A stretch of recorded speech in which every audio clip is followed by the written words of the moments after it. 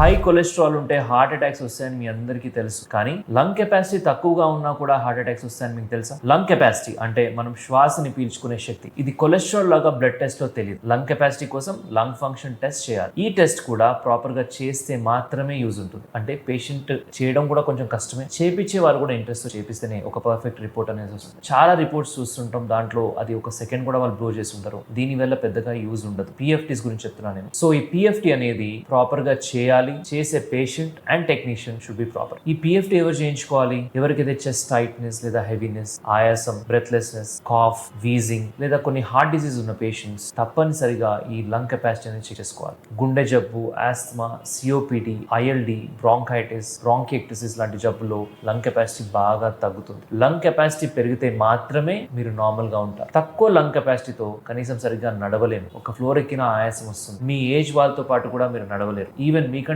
పెద్ద వాళ్ళతో పాటు కూడా మీరు నడవలేని పరిస్థితి వస్తుంది. అంటే మీ లంగ్స్ లోనో హార్ట్ లోనో ఇష్యూ ఉన్నట్టు. మీకు కాఫ్ లేదా బ్రీదింగ్ ప్రాబ్లం ఉంటే లంగ్ కెపాసిటీ తప్పకుండా చెక్ చేసుకోండి. It is vital.